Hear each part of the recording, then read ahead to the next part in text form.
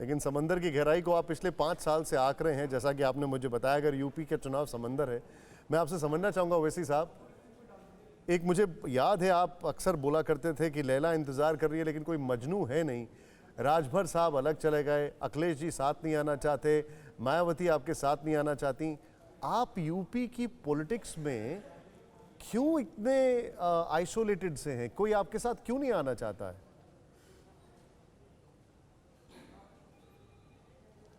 देखिए, मैं एक मुसलमान हूँ, मैं एक खुदा की इबादत करने वाला हूँ जो ज़मीन और आसमान का खालिक है। तो मुझे अपने रब पर पूरा अटूट भरोसा है और मुझे यकीन है कि उत्तर प्रदेश की जनता हमको, हमारे कैंडिडेट्स को अपनी दुआओं से, अपने आशीर्वाद से, अपने वोटों से नवाज कर कामयाब करेगी। तो आप ज़रा रुक जाइए, इतनी जल्दी मत करिए, देखिए आगे क्या होता है, किससे अलायंस होता है या नहीं होता है, ये तो वक्त तय करेगा। और आइसोलेट हो जाएंगे, ये बहुत ही स्ट्रांग वर्ड है। नहीं, मैं बोल रहा हूँ अभी आइसोलेटेड है तो जितनी हमारी जनसभाएं, पॉलिटिकली अलायंस के लिहाज से, मैं आइसोलेट होने की बात नहीं कर रहा हूँ, मैं पॉलिटिकल अलायंस के हिसाब से आइसोलेशन की बात कर रहा हूँ। नहीं, देखिए, अगर आप पॉलिटिकल अलायंस को आपके लिए बैरोमीटर है तो फिर 2019 में तो समाजवादी और बीएसपी का अलायंस तो बड़ा फॉर्मिडेबल था। उनको तो स्वीप कर देना चाहिए था, लोकसभा के चुनाव नहीं स्वीप कर पाए। अगर आप जाएंगे 2017 के विधानसभा के चुनाव उत्तर प्रदेश के, तो फिर कांग्रेस और सपा रूलिंग पार्टी थी, फिर भी वो लोग हार गए। अगर आप पिछले चले जाएंगे 2007 में, तो फिर बीएसपी एक फॉर्मिडेबल कास्ट कॉम्बिनेशन साथ था कि पूरे ब्राह्मण समाज के लोग उनके साथ हैं, सब बोला जाता था। तो देखिए, ये बोलना गलत है। End of the day Bharat की जनता ये तय करती है कि किसको वोट डालें, किसको वोट ना डालें। हाँ, कागज़ के ऊपर बड़ा अच्छा लगता है कि मेरे साथ ये हैं, मेरे साथ वो हैं, मगर अब समाजवादी के साथ जो लोग हैं उनके ताल्लुक से तो कल खबर आई कि वो बीजेपी से भी बात कर रहे हैं। तो अब नहीं मालूम क्या क्या रंग क्या रंग बदलता है आसमान। आपके साथ भी थे वो पहले, और वो आपका भी साथ छोड़ चुके थे, इसीलिए मैंने पूछा कि आपके साथ कोई क्यों नहीं आ रहा। बहरहाल, जिनको आपने आइसोलेशन का जिक्र किया, अब मैं उसकी बात करता हूं। आपने एक स्टेटमेंट दिया कि यूपी में जो मुस्लिम समाज है उसकी हालत बहुत दयनीय है, और आपने उसका पूरा डेटा दिया अपनी प्रेस कॉन्फ्रेंस में। मुझे वो डेटा अच्छी तरीके से आपने एक एक डेटा बताया, गवर्नमेंट जॉब्स का बताया, आपने सारी चीजें बताई। मैं ये जानना चाहता हूं, इसके लिए जिम्मेदार कौन है? आपका असेसमेंट क्या है इसके लिए? जिम्मेदार देखिए, किसी कास्ट या किसी कम्युनिटी में अगर उसकी बदहाली, उसकी बर्बादी और उसके पूरे human development, education, social, health indicators अगर नीचे हैं, उत्तर प्रदेश में मुसलमानों के तमाम इंडिकेटर्स हमारे दलित भाइयों से और हमारे ओबीसी हिंदू भाइयों से कमतर है। ये एम्पिरिकल डेटा है। तो इसका ज़िम्मेदार यकीनन बीजेपी है, इसका ज़िम्मेदार समाजवादी पार्टी है, क्योंकि उन्होंने भी सत्ता में उनको 5 साल मिले, उससे पहले बीएसपी है। क्योंकि ये जो गिरावट आती है ये तो सिर्फ चंद साल की नहीं है, तो कंटिन्यूस आप मुसलसल डिस्क्रिमिनेशन कर रहे हैं, मुसलसल उस समाज से इंसाफ नहीं कर रहे हैं। इसीलिए आज आप देखते हैं कि योगी आदित्यनाथ तो बड़ी बड़ी बातें करते हैं 80 और 20 की। मैं उनसे सिर्फ ये सवाल करना चाह रहा हूँ कि आपने अगर सबका साथ, सबका विकास, सबका विश्वास आपकी आइडियोलॉजी है, तो बताइए उत्तर प्रदेश में 5% गवर्नमेंट एम्प्लॉयमेंट नौकरियाँ क्यों हैं? और ये बता दीजिए कि आपकी सरकार में उत्तर प्रदेश में higher education, UP higher education commission में जो पोस्ट थे प्रोफेसर, असिस्टेंट प्रोफेसर्स के, 149 ओबीसी के थे, खाली 4% मुसलमान, बल्कि मुस्लिम से बहुत ज़्यादा ओबीसी भी हैं। आप ये देखिए कि अगर 1834 स्टेट यूनिवर्सिटीज़ में टीचर्स हैं तो खाली 5.7% अपॉइंटमेंट होता है। बैंक्स, अच्छा योगी सरकार बताए, मोदी सरकार बताए कि जहाँ जहाँ मुस्लिम इलाके हैं वहाँ पर आपने बैंक्स और एटीएम क्यों नहीं खोले? ये भी डेटा तो कहता है ना।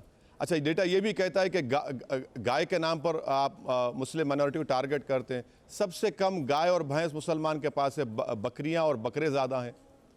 कौन कौन सा डेटा आपके सामने रखेंगे? अच्छा, अनएम्प्लॉयमेंट ओबीसी और दलित से ज़्यादा मुसलमानों में 5.69% अनएम्प्लॉयमेंट है। कौन जिम्मेदार है इसका? मैं जिम्मेदार हूँ। आप तो मुझ पर इल्ज़ाम लगा देंगे तमाम पार्टीज लोग, भाई रूलिंग पार्टी आप हैं। समाजवादी 5 साल हुकूमत की, मुलायम सिंह यादव साहब 3 मरतबा मुख्यमंत्री बने, बहन जी मुख्यमंत्री बनी। आप जिस समाज का वोट लेते हैं, आपने उसके अपलिफ्टमेंट के लिए क्या किया? आपने कुछ नहीं किया और पॉलिटिकली आप उनको बिल्कुल आइसोलेट करके रख दिए कि अब तुम्हारी कोई अहमियत नहीं है, तुम बाजू हट कर रहो। हद तो ये हो गई कि मंच पर अगर कोई 10 साल का एमएलए जाता है तो उसको ढकेल दिया जाता है। नहीं, लेकिन तो यही तो हम बता रहे हैं कि भाई एक साहब ये आईना दिखा रहे हैं इन लोगों को। आप आईना दिखा रहे हैं, लेकिन आप जी। किस पोजीशन से आईना दिखा रहे हैं, सवाल खड़ा ये होता है। क्योंकि अगर आप यूपी की बात कर रहे हैं, मैं आपको हैदराबाद की बात बता देता हूं। हैदराबाद में अगर मैं गलत नहीं हूं तो जो पुअरेस्ट 20% में तेलंगाना के मुस्लिम्स आते हैं, ये खुद वहां के इकोनॉमिस्ट आमिर उल्लाह खान साहब कह रहे हैं। उनका ये कहना है कि जो 20% की जो पॉपुलेशन है बाकायदा, और ये पूरा आर्टिकल उन्होंने छापा है कि वो जो है वहां पर पुअरेस्ट आते हैं। इतना ही नहीं, जो सबसे ज्यादा चिंताजनक बात है, क्योंकि आप बात कर रहे हैं यूपी में मुसलमानों की, 63% हैदराबाद मुस्लिम्स आर पुअर, एक सर्वे में ही आया है। तो और ये 2020 का सर्वे, अभी मैंने आपको 2021 की बात कही। एक मिनट सर, एक सेकंड मैं आप सुन रहा था, मैं आपको रोका नहीं। मुस्लिम्स का जो हैदराबाद सिटी आप जरूर बोलिए, हैदराबाद में सिटी स्लम्स में जो मुस्लिम जरूर बोलिए, उनका वर्स्ट हालात है, उनका वर्स्ट हालात है। और उनका जो 6.1% मुस्लिम सर्वे जो किए गए, उसमें उनकी सैलरी जॉब जो है वो तो बहुत ही बुरा है। हैदराबाद का तो अपने आप में हाथ बहुत खराब है। अगर मुसलमानों की बात की जाए, आप यूपी की बात कर रहे हैं, पहले वहां जहां से आप आते हैं, जहां से आप जहां पावर ऑफ अथॉरिटी लेकर आते हैं, वहां पर तो हाल है अपने आप में खराब है सर। तो यूपी की बात कैसे करेंगे सर? आप असल बात तो बोले ही नहीं आप। वो जो स्टडी जो करवाई गई थी, कौन करवाया स्टडी? उस स्टडी को करवाने वाले का नाम असदुद्दीन ओवैसी था। सीडीपीपी के पास हम ही तो बैठकर गए थे, क्योंकि स्टेट गवर्नमेंट ने दलित बंधु स्कीम शुरू की टीआरएस में, जिसमें एक दलित परिवार को वहाँ पर हुकूमत 10 लाख रुपए दे रही थी और उसका था क्राइटेरिया पॉवर्टी।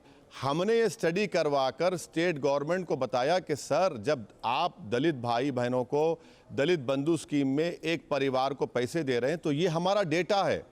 अब रहा सवाल, एक और रिपोर्ट है जिसका आप जिक्र करना भूल गए, सुधीर कमीशन का। सुधीर कमीशन ने हैदराबाद में एक बहुत बड़ा स्लम है भोलकपुर, जहां पर एमआईएम का कॉरपोरेटर है। मैं आपको दावत दूंगा कि आप आकर देखिए, वहां पर उस रिपोर्ट में लिखने के बाद 10 करोड़ की ड्रेनेज लाइन, 10 करोड़ की वाटर लाइन डाली गई, हाउसिंग का काम वहां पर शुरू हो चुका है। तो सर देखिए, अगर हम कोई रिपोर्ट निकालते हैं ना तेलंगाना में, तो सिर्फ अखबार की जीनत बनने के लिए नहीं निकालते, उसका फॉलोअप होता है। और एक बात, तेलंगाना में 60,000 मुसलमान बच्चे और बच्चियां 6th क्लास से 12th क्लास तक रेजिडेंशियल स्कूल में पढ़ रही हैं फ्री ऑफ कॉस्ट। अब आप मुझे बताइए ये कहां पर हो रहा है? एक मिनट सर, हमारे सिर्फ 7 एमएलए हैं। मैं आपको लेटेस्ट सुनिए सर, आपने लेटेस्ट बताया। एक मिनट, मैं आपको लेटेस्ट जानकारी, जो एकदम लेटेस्ट जानकारी है, जो अभी 27 सितंबर 2021 की रिपोर्ट है सियासत डेली में, उसमें इकोनॉमिस्ट आमिर उल्लाह खान साहब ने कहा कि तेलंगाना के जो मुस्लिम्स हैं वो 20% की कैटेगरी में हैं। मैं ये सुनिए, मेरा सवाल ये है, स्टडी करवाई थी ओवैसी साहब, आपके सवाल का जवाब, ओके बोलिए। आपके सवाल का जवाब दे देता हूं मैं। ये स्टडी एमआईएम पार्टी ने सीडीपीपी के जरिए करवाई। इस स्टडी को हमने करवाकर जो गवर्नमेंट की दलित बंधु स्कीम में तेलंगाना में एक दलित परिवार को 10 लाख रुपए सरकार दे रही है, तो हमने कहा कि मुसलमानों में ये जो गरीब लोग हैं, जो बिलो पॉवर्टी लाइन जिनको बीपीएल कहते हैं, इनको आप दीजिए। और हमने पूरा डेटा बनाकर उसको दिया। असेंबली में हमारे एमएलएज ने इसका डिमांड गवर्नमेंट से किया, किसी को और पार्टी के एमएलएज ने नहीं किया। ये स्टडी करवाने वाली के पार्टी का नाम एमआईएम पार्टी है और उस शख्स का नाम असदुद्दीन ओवैसी है। तो जब हम खुद बना रहे हैं तो क्यों बना रहे हैं? ताकि मालूम हो जाए सरकार को। और दलित बंधु में जब आप एक दलित फैमिली को पैसे दे रहे हैं तो मुसलमानों को दे रहे हैं। सुनिए, आप जहां प्लीज गो, हाँ बताइए। अब अच्छा, और एक बात, ये स्टडी कौन, ये यूपी की स्टडी किसने करवाई? जो मेरे हाथ में किताब है, ये भी तो एमआईएम पार्टी ने करवाई ना। ये भी तो हम करवा रहे हैं। अब आप मुझे बताइए कि आप मुझे लेटेस्ट डेटा बता दीजिए जो इंपेरिकल बैकवर्डनेस का यूपी के मुसलमानों का हो।